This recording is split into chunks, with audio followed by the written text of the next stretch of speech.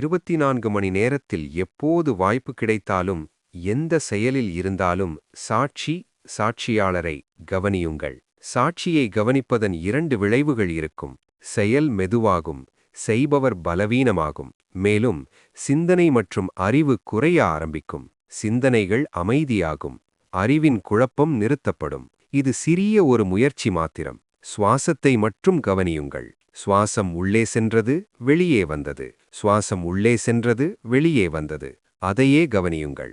மக்கள் என்னிடம் வந்து ஒரு மந்திரம் சொல்லுங்கள் என கேட்கிறார்கள். நான் அவர்களிடம் சொல்லுவேன், மந்திரங்கள் வேண்டாம். ஒரே ஒரு மந்திரத்தை கடவுள் கொடுத்துள்ளார். அது சுவாசம்தான். அதை கவனியுங்கள். சுவாசம்தான் முதல் மந்திரம். உள்ளே மூச்சு எடுப்பதுதான் குழந்தை பிறந்தவுடனேயே செய்யும் முதல் வேலை.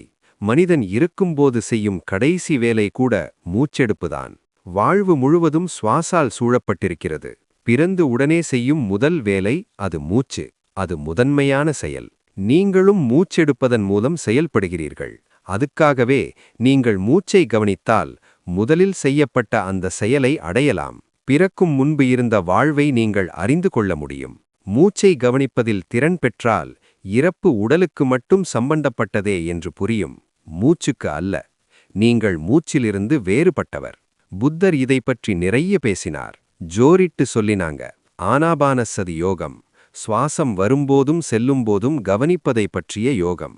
அது தம்முடைய சித்தர்களுக்கு சொல்றதாம். நீங்க எதுவும் செய்யாதீங்க, ஒரே ஒரு மந்திரத்தை பின்பற்றணும்.